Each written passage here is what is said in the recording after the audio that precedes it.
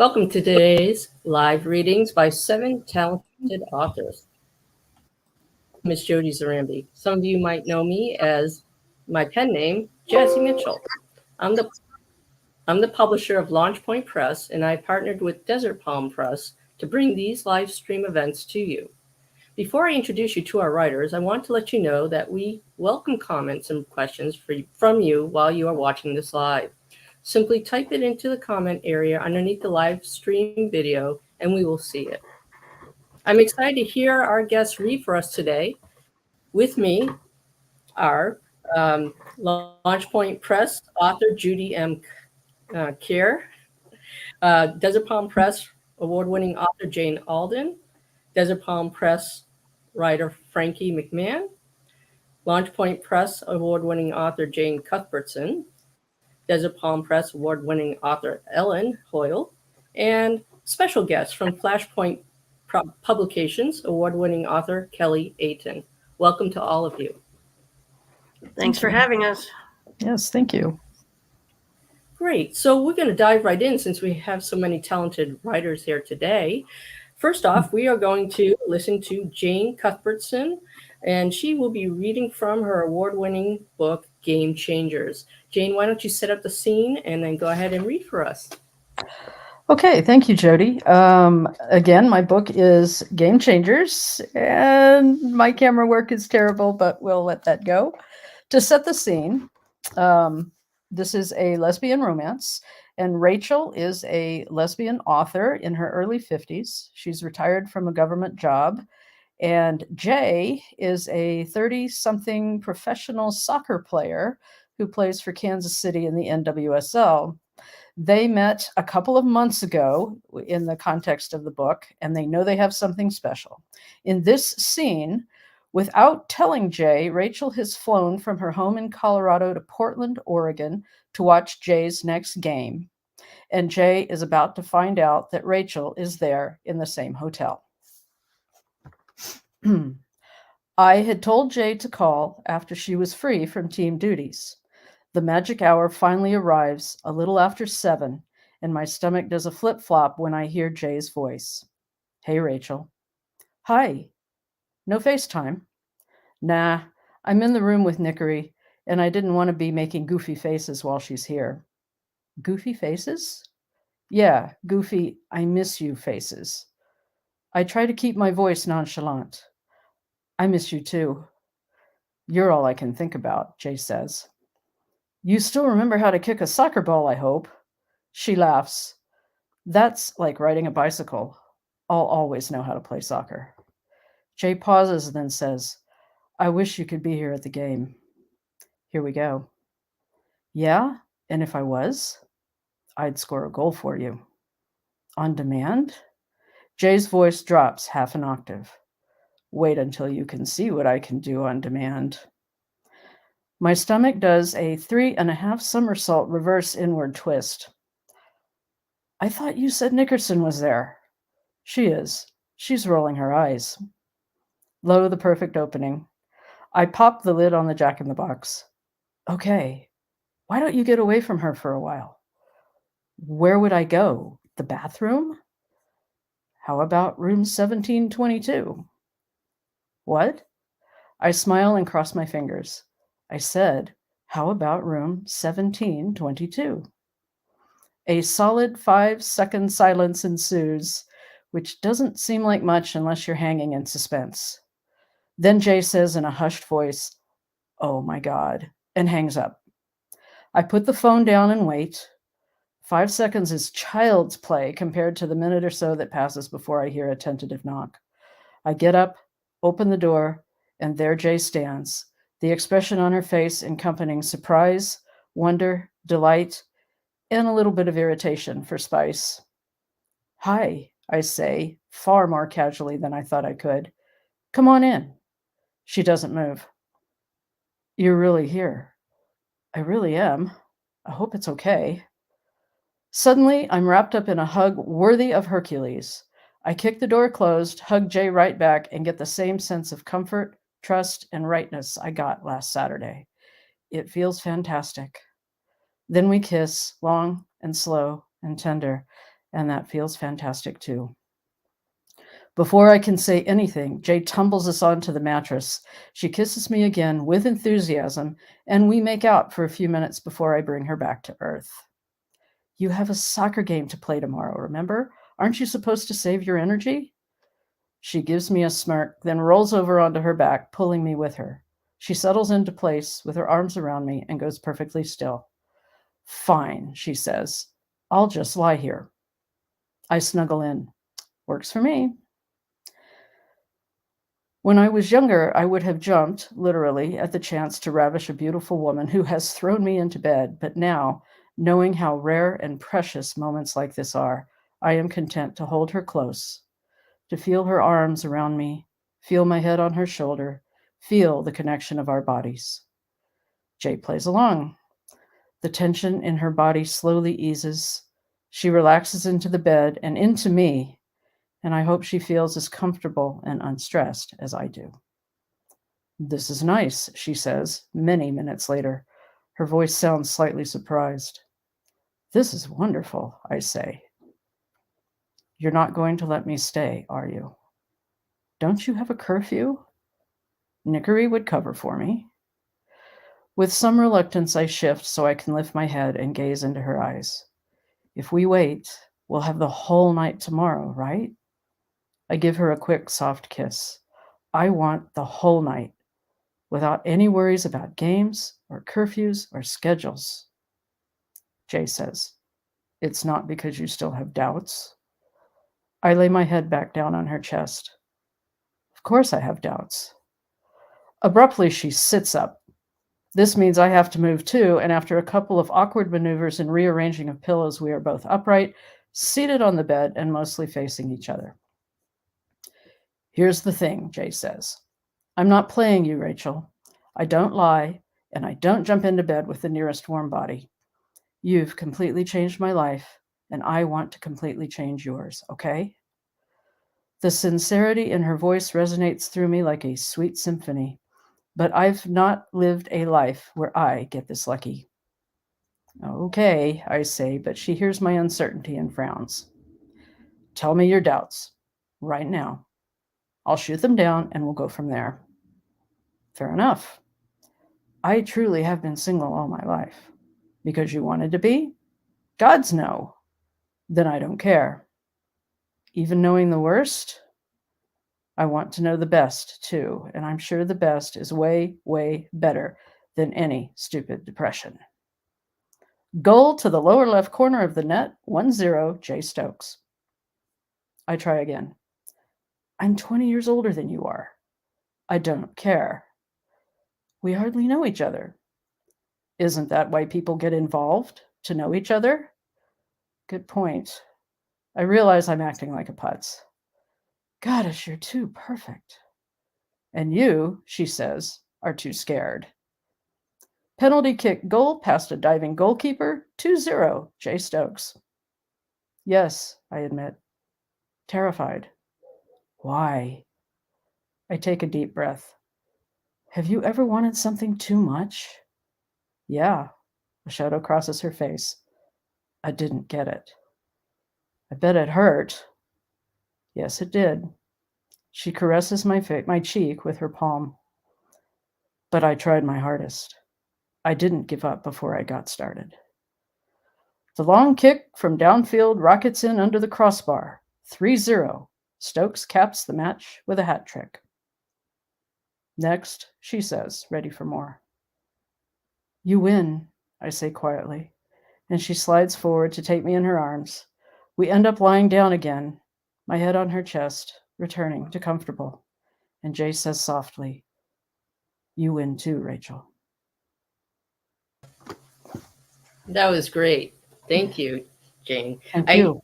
I really liked how you set that up with Jay visiting Rachel and just that conversation that's needed for them to move forward together. So that was great. And I know the people watching today are going to want to read more of that.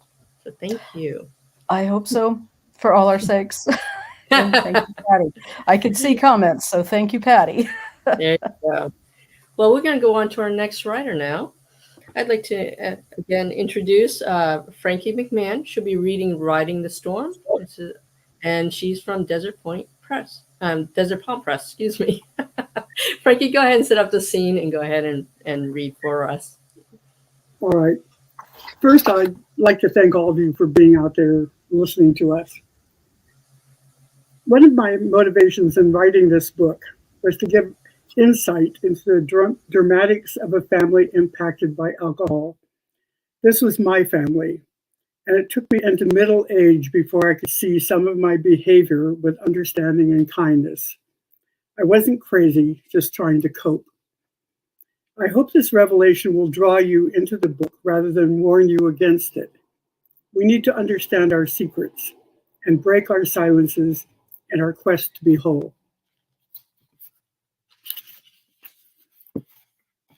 The book starts out with a horse race in Montana. The blue starting gate shimmered in the heat. Steam rose from the sticky mud of the racetrack. I wiped my forehead with a quick pass of my sleeve, not taking my eyes off the filly that stood, ears up and eyes bright, in the third position. Prairie Rose was the only horse who entered the starting gate quietly. I, Kate Duncan, credited my dad, Boone Duncan, for her good behavior.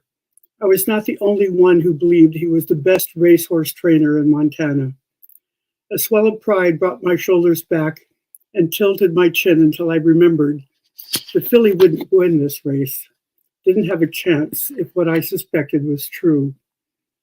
The last horse loaded in the gate. Prairie Rose's red roan coat glistened in the midday heat. Shogun Hungry Horse, the ranch jockey, crouched on top of the filly like a cougar on a rock. Prairie Rose blasted first out of the gate, her ears flat back, hooves digging deep into the mud. But the other fillies, the popular girls, pulled ahead of Rosie, their backs closing rank as they left her running all alone.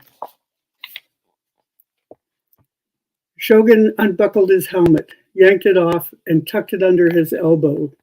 His short black hair sprang out when released. I waved and he rode near, raising his eyebrows. I tightened my lips, shook my head, and handed him the stopwatch. I tightened my lips. Oh, when he saw, he closed his eyes and groaned. This morning, Dad got up early for a change and took the truck. Shogun and I had to hoof it from the motel. When we arrived at the racetrack barns, we saw my dad with the water hose in Prairie Rose's bucket. She was sucking water as if she had come through a drought.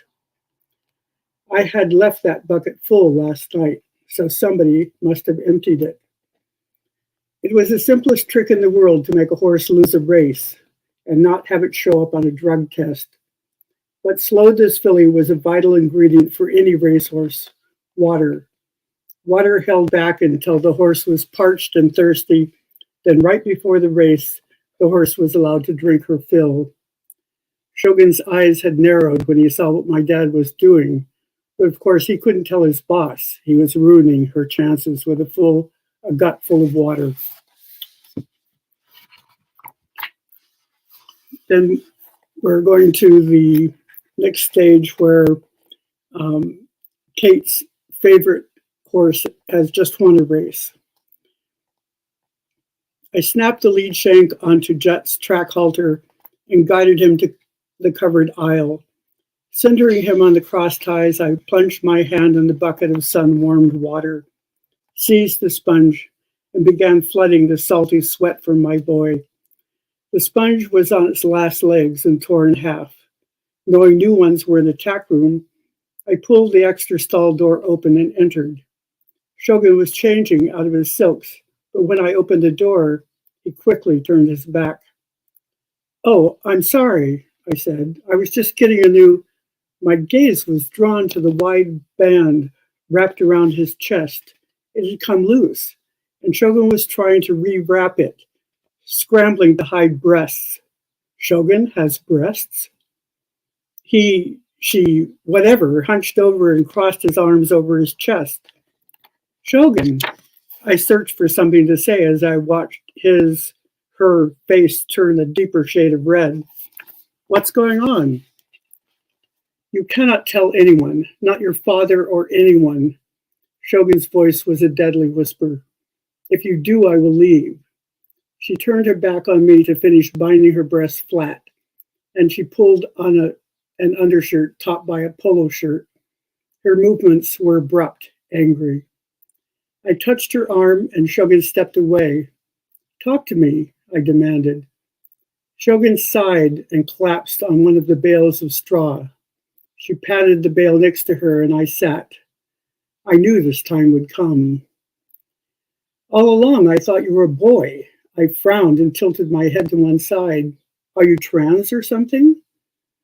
I was born female. It's complicated. I see myself as woman-bodied, but a man inside. I am two-spirit. I don't understand. Do you mean your body has a woman's shape, but you're really a man? That's crazy. Shogun's face tightened. No crazier than trying to fit into the stereotypical female image. I'm true to myself as male.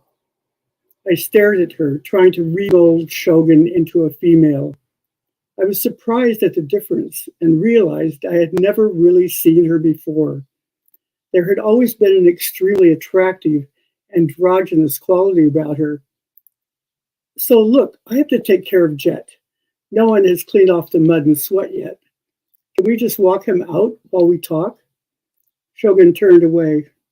Oh, you do not want. I grabbed her arm. Oh, yes, I do. Come on. That's all for today.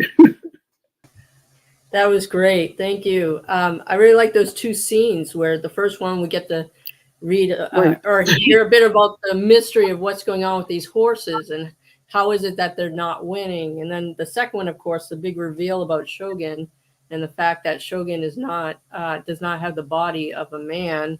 Those are both great scenes to introduce to the watchers out here so that they can go ahead and get your book. So thank you.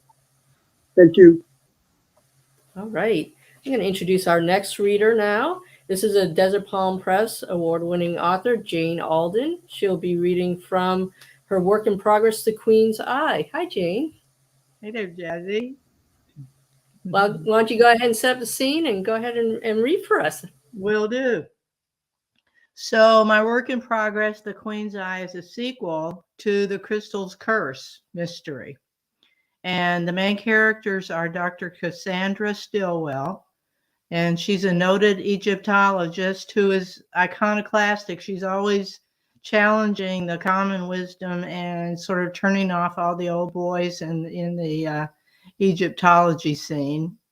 And the second main character is her assistant, Ari Morgan. In The Crystal's Curse, the first book, Cass and Ari found the mummy of Hatshepsut, the only legitimate female pharaoh in ancient Egypt. And the establishment had thought that she didn't really exist, that she was a myth. But Cass Stillwell was able to find her, and she's got some notoriety from doing that.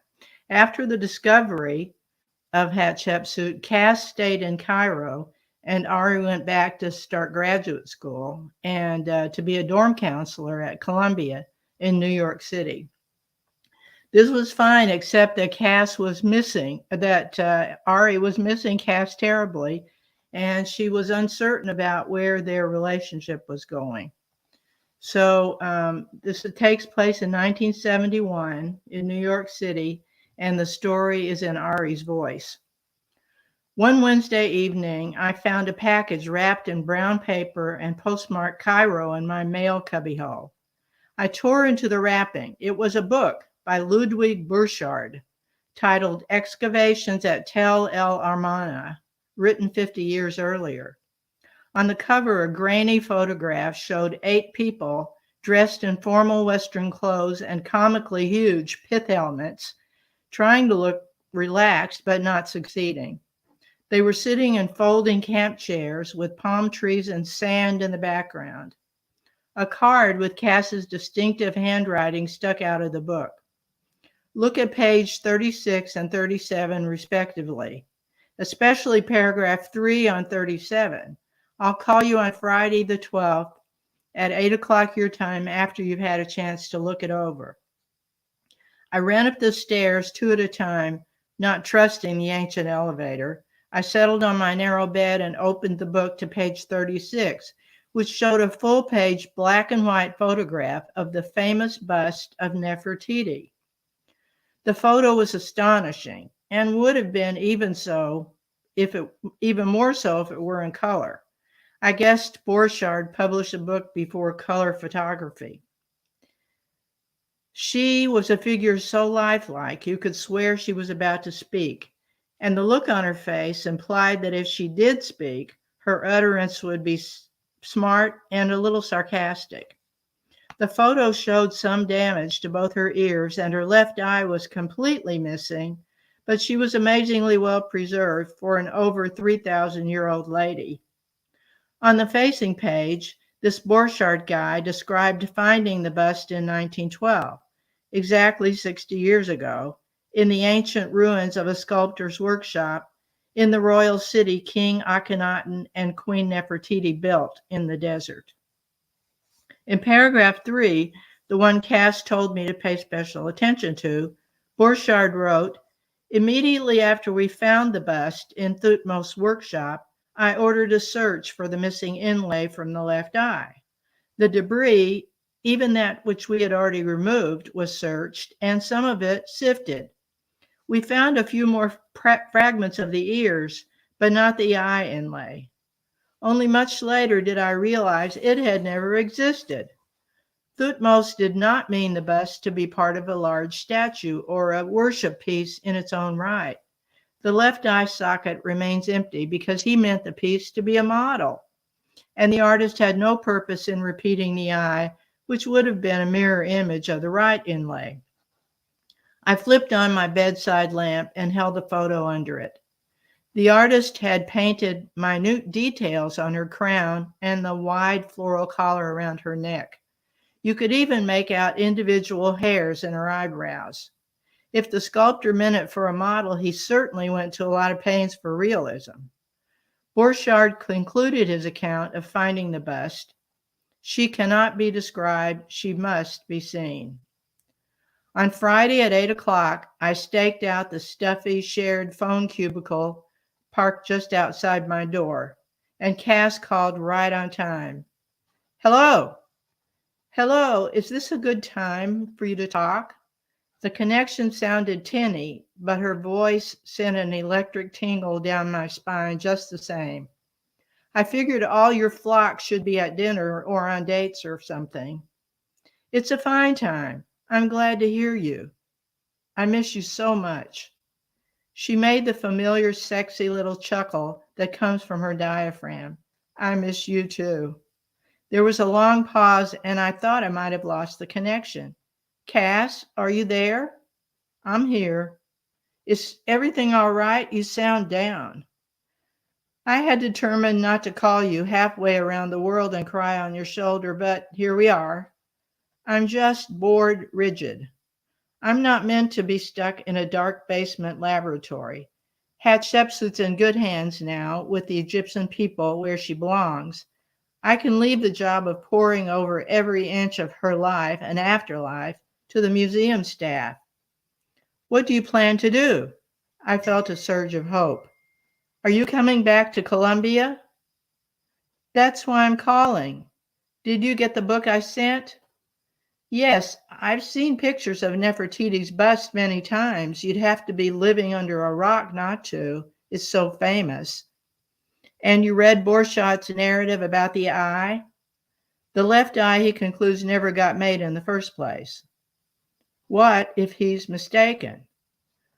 "About the eye and about the statue being meant to serve as a model. She seems too detailed." "I noticed that too." Borchardt found other stone models in the ruins of the workshop that were more crudely sculpted. What if Thutmose created the queen's bust as a worship piece in its own? What if her eye might exist somewhere waiting for us to find it and restore her perfection? He says he searched the missing eye for the missing eye in the ruins without success. The search he describes sounds careless. Dig techniques were not so precise in 1912, and he was in a rush to steal her away to Germany. He wanted to impress his financial backers. You're saying he stole the statue? He misrepresented its importance. In his inventory, Borchardt identified her as a painted plaster bust of a princess. She was clearly more important than that. The Egyptians have been trying to bring her home ever since he took her to Germany. They contend it was under false pretenses. Let me guess. Finding the eye is part of a plan you're hatching to repatriate her to the Egyptian people. Cass chuckled again. Maybe. It's certainly a quest that would spring me out of the basement of the Egyptian Museum. I yearn to be in the field again. Cass, Borchardt's discovery was 60 years ago, and even then the eye, if it existed, may have been missing for over 3,000 years. How would you hope to find it? I know where I'd start, in the museum in Berlin, where Nefertiti's bust is now. Plus, I've found a clue. What clue? It's too much to tell you on the phone. She paused again. Meet me in Berlin. I slid down the wall of the phone booth to sit cross-legged on the floor. Meet you in Berlin. Why not? You have the holiday break coming up. The Germans make a big to-do over Christmas. They decorate all the streets and gather in beautiful markets with colorful handmade gifts and mulled wine and special cakes. They invented Santa Claus, you know. They did? I haven't done the research, but I think so. Anyway, we'll have a wonderful time. I don't know. This is so last minute, and Mom and Gran are expecting me in Beaufort. I understand. She sounded really disappointed. You wouldn't want to upset them. She said it more like a question than a statement. I chewed a hangnail. No, I wouldn't do that for the world. I suppose I could call Mom and try out the idea. Maybe they wouldn't mind so much. Cass's end of the line crackled again. Well, think it over. I'll hold off a week making the travel arrangements in case you can join me. I'll let you know. I need to go. It's so good to talk to you. I miss you, Ari. Please come if you can. That sent a tingle down my back again. Being together in Berlin could be just the right thing to move our relationship along like I wanted. I'll let you know. That was awesome. Thank you, Jane. I'm very excited that you're writing a sequel to The Crystal Curse. I love that book. My first one. It's an interesting experience. Yeah, well, you set up that mystery. I know people are going to love reading it. So thank you. That was a nice treat. I think next we are going to go ahead and listen to a reading from Launchpoint Press author Judy Kerr. And she's reading from book 2 of the M.C. McCall mystery suspense series called Silent Service. All right. Thanks, Jody. As Jody said, Silent Service, my camera skills are lacking. Silent Service is book 2 in the M.C. McCall series. And first of all, I want to thank everyone for tuning in tonight to listen to us. Thank you so much. Silent Service is book 2 in the series. M.C. McCall is a female U.S. Postal Inspector. And in the snippet of the scene that I'm going to read tonight, she runs into St. Paul police officer Kiara Reese unexpectedly at a neighborhood bar. And I chose the scene because I think it provides insight into MC and hopefully will give you all a good idea of the tone of this book. MC and Kiara Reese met in Black Friday, which is book 1 in the MC McCall series. And they met at St. Paul Police Headquarters. MC's partner, Barb, had been murdered, and MC wanted some answers on the investigation from Detective Sharp, and he wasn't providing her the information, wasn't providing her with any details, actually. And so she was trying to get information out of him, and when she left the conference room after an especially antagonistic encounter and an upsetting talk with homicide detective Sharp, she literally ran into Officer Kiara Reese in the hallway. And that happened about 3 months prior to the scene that I'll read you now. Reese said, "Are you sure you want to travel that road? I mean, I understand. I'd want to know who did what was done. But Sharp is really good at his job. And I'm not just saying that. His close rate in homicide is the highest in the department. He'll find whoever is responsible.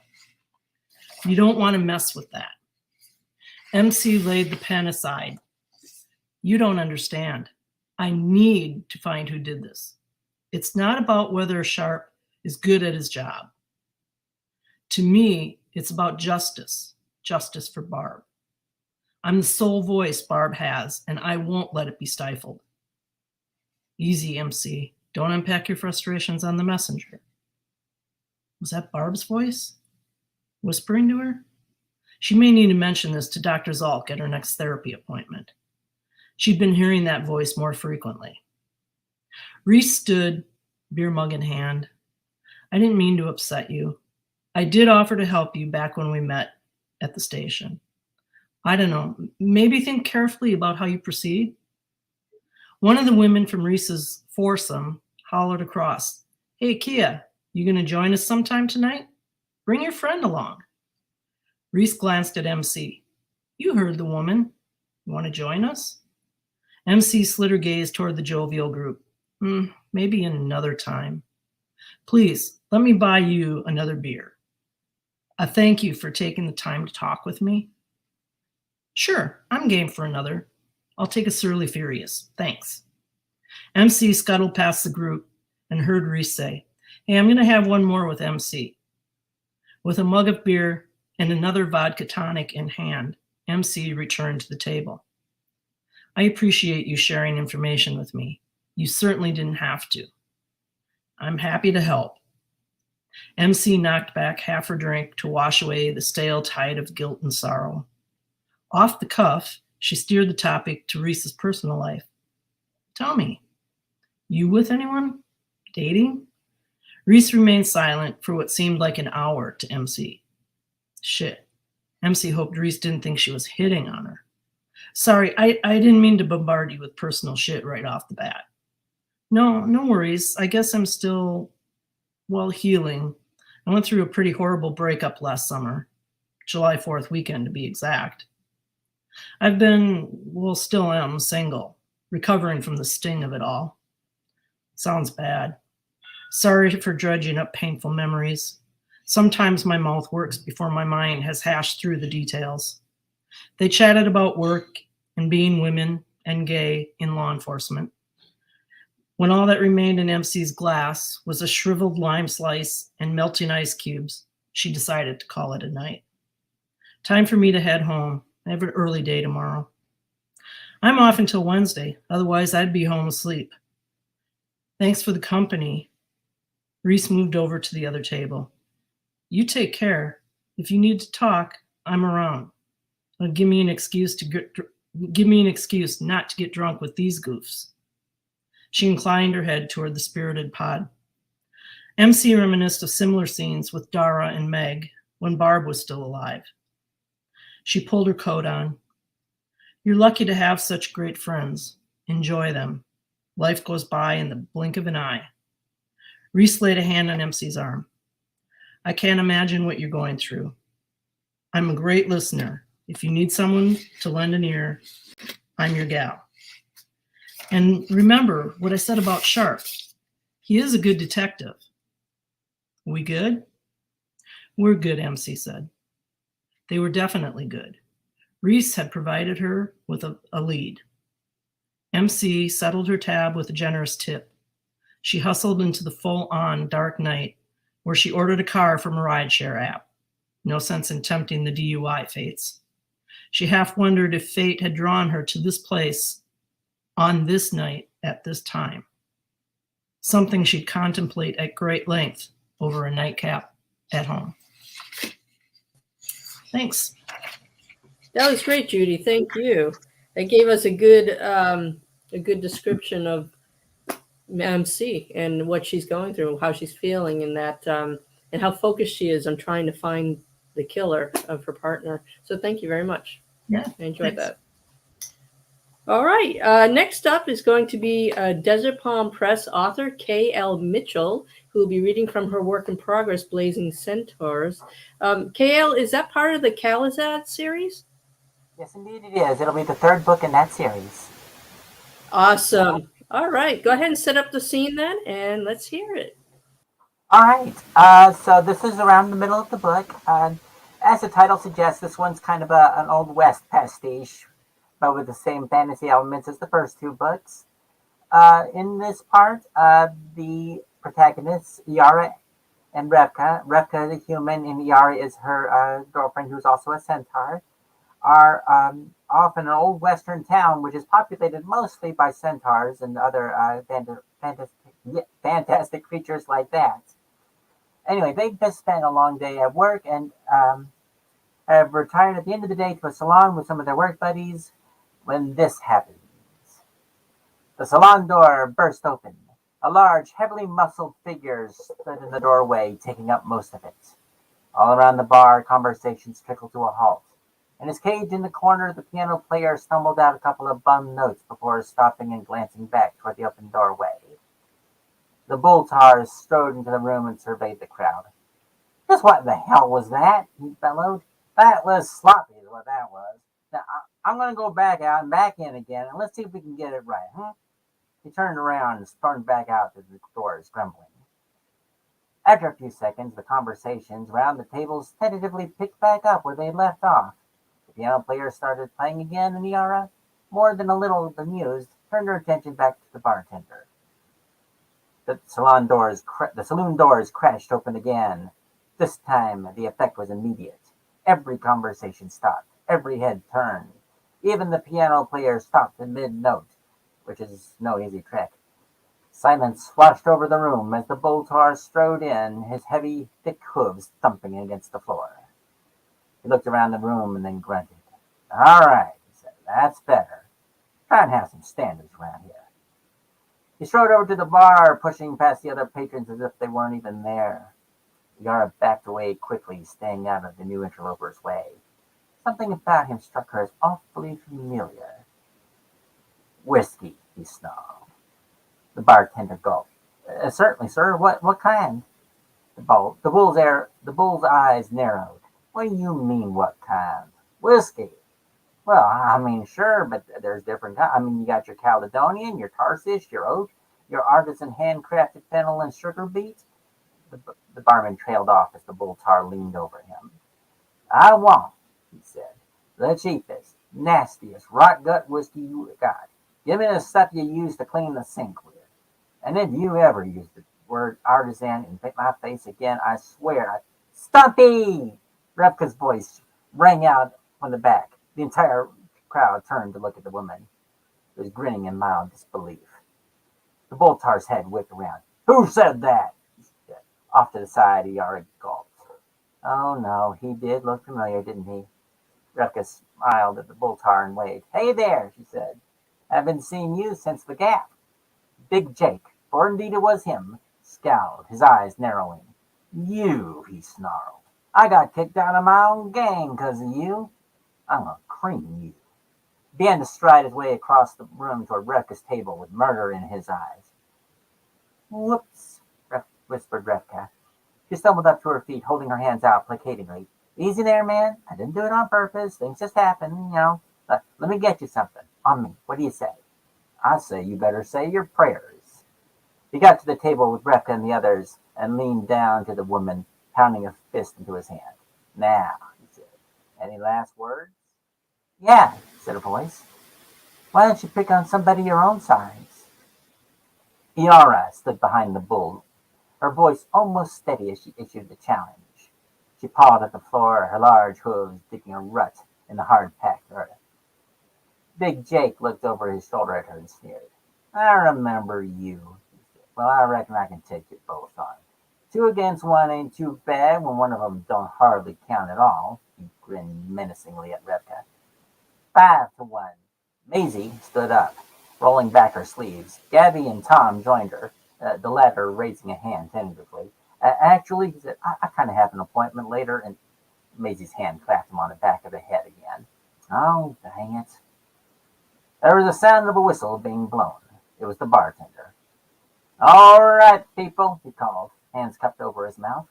You know the drill. Come on now.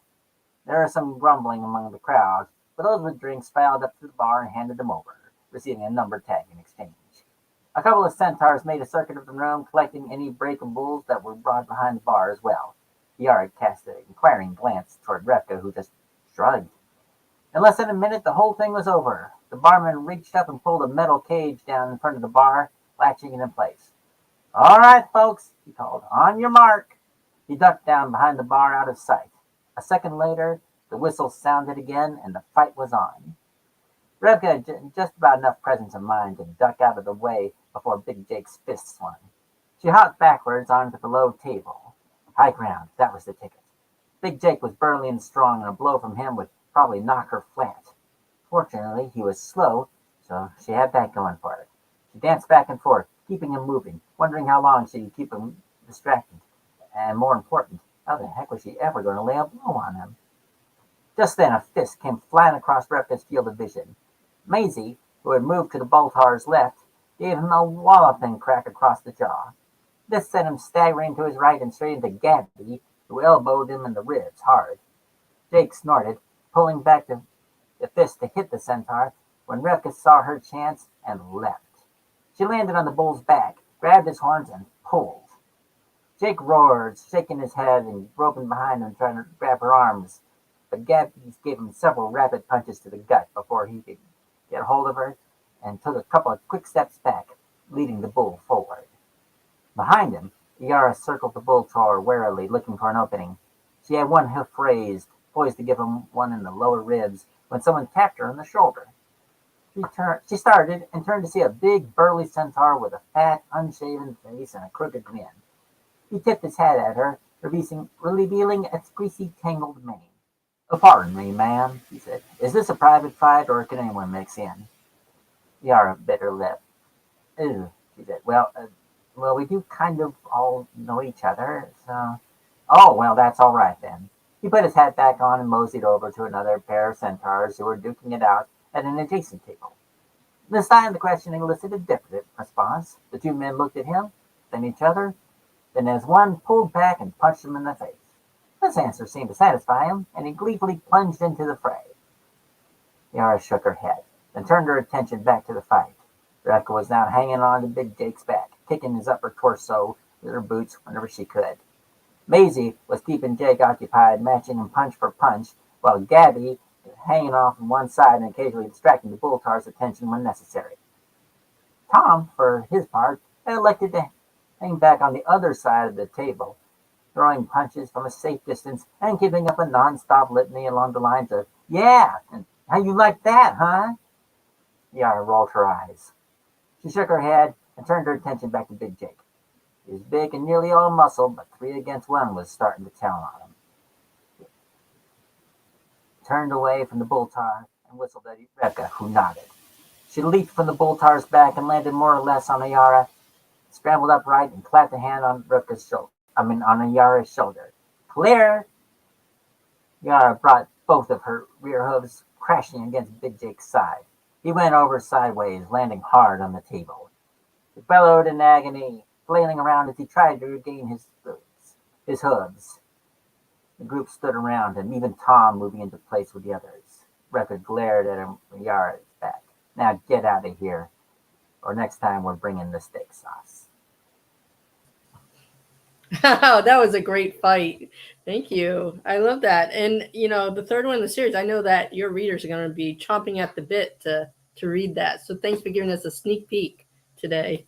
You bet. All right, next up, we have a special guest from Flashpoint Publications, award-winning author Kelly Aten, who will be reading from The Last Scion of Ra. I am. Thank you for having me. It's a pleasure joining all of you guys today. This is my most recent novel, The Last Scion of Ra. I'm going to read from chapter 20. This superhero novel actually takes place in the same universe as an earlier novel of mine called Children of the Stars. They are not sequels, but there are some secondary characters that are mentioned in this because it does take place 18 years later. So 18 years after the Chromadeck uprising of 2020, the world is a very different place. Kaylin Ra Evan lands on Earth, a planet where aliens exist and refugees are fast-tracked to citizenship in many countries. Her tale encompasses the age-old notions of loss, love, and found family. Kaylin tries to navigate her new life on Earth, as well as a romance with CEO and genius Leah Lockheed Tuck, all while honoring her family's legacy as the last of her house. She's wary of the Chromadeck Office of Restraint and Protection, a U.S. agency tasked with policing people of power, regardless of their race or planet of origin. In an attempt to protect the woman she's in love with, Kaylin becomes a vigilante, Scion. She won't let laws or the corp stop her from doing what's right. So, chapter 20. The savory smell of dinner tantalized Kaylin, and her stomach growled. Will there be enough for all three of us? She didn't have to spell it out for Leah. Her main concern was whether or not there would be enough to satisfy her high-calorie dietary need. Actually, can you bring me the container in my laptop case? Kaylin sped through the condo to Leah's office. She found the resealable container and returned to the kitchen, blowing a few pieces of mail from the counter, which she quickly picked up. She held the container out to Leah. You may want to go normal speed while Anna is here. I'm aware that our friends know you're an alien, and a few probably suspect you're Scion, but you should still be careful. Will you tell her about your recovery like you did with the group on Halloween? Yeah, I can't keep something like that from her. She's one of my best friends outside you and Maddie. Kaylin smiled, loving how close the two sisters were. If you trust her with your secret, then so can I. Besides, the entire squad already knows I'm an alien like Einstein and Nala. Technically, Nala was born on Earth. My point is that none of our friends have a problem with it. She held up her hand when Leah's mouth opened. But if you're concerned, I won't come right out and admit it to anyone. I'll watch my power usage while she's here. Leah lowered the flame on the burner, then approached Kaylin where she leaned against the counter. Darling, you know that your powers don't bother me in the slightest. I only brought it up because I worry about you. Kaylin looked down. Logically, she knew it was necessary to be cautious, but now that she'd been using her powers a lot more, she felt stifled whenever she had to pretend they didn't exist. I know, and I love you for it. Well, you may love me a lot more for this. I know you struggle to eat enough food to satisfy your immense nutritional need. How you were surviving on Cliff Bars alone for all those months is beyond me. Kaylin frowned at the memory. They were quite tasty, but I was hungry a lot, and I cleaned out many grocery stores in the surrounding neighborhood. Well, knowing that you still struggle and to save on your food budget, I had one of my labs work on this for you. Leah opened the container to reveal dense brick-like bars inside, similar to the ones she'd been living on when she first arrived on Earth. What are those? Super compacted, high-protein nutritional bars for extreme caloric need. Kaylin was skeptical. How do they taste? Leah looked down at the container and shook it a bit to rattle the bars inside. Actually, no one knows because they're so dense. Clearly, the only people who can eat them are ones with incredible strength and digestive capabilities. So, only me then? Leah laughed. Perhaps. Go ahead, try one. You're my lab rat for this. Given what I know of lab rats, I'm not sure that's an enviable title. Do you at least know the flavor?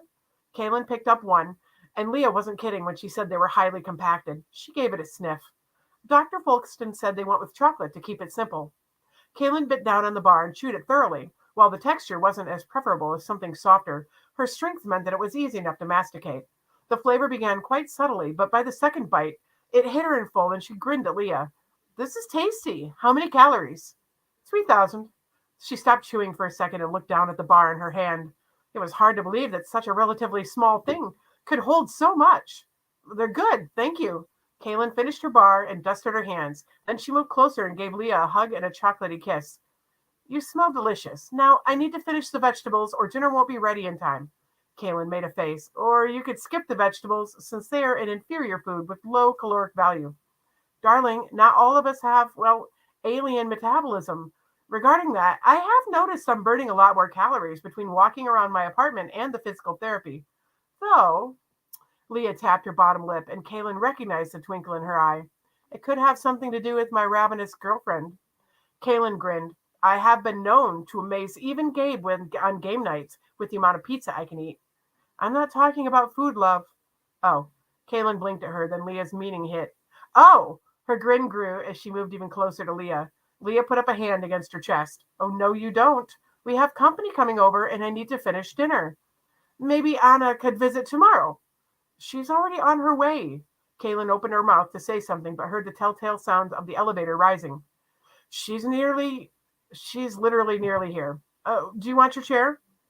Leah sighed. Fine.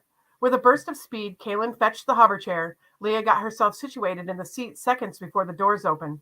Anna stepped out carrying her purse, another bag, and a bottle of wine. Sorry, I'm a little early, but I brought dessert. Kaylin looked from Anna back to Leah. I changed my mind. She can stay. Leah rolled her eyes. I'm glad your sweet tooth is so accommodating with our friends. And that's it. All right, that was great, Kelly. Thank you for reading that. It sounds fun. The whole thing where you're distinguishing the different types of food that she can eat and how hungry she is all the time, the energy she expends so easily as an alien. So that's really a fun scene there. Thank you. And our last writer that we'll be reading from, hearing read today for us is Desert Palm Press writer, Ellen Hoil, who will be reading from Osprey Calling.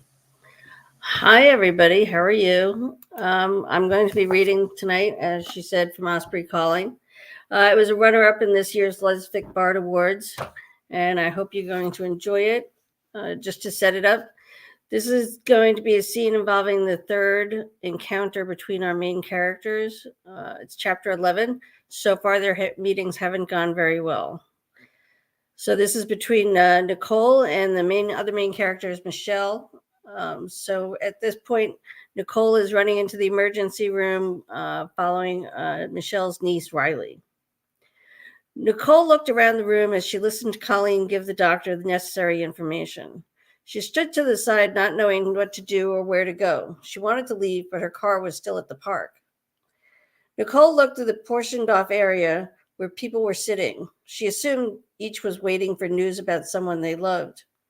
Her chest tightened and a lump formed in her throat. Here I am in my own hometown, my parents within a few minutes of here, yet if something happened to me, the nearest person who would give a shit is 75 miles away.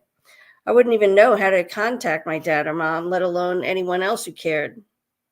Nicole's eyes stung from unshed tears as she let herself have a rare moment of self-pity. I can't deal with being here. She found a spot in the hall by the treatment area that was close enough to watch the curtained off area where they had taken Riley. Something made her want to be near Riley.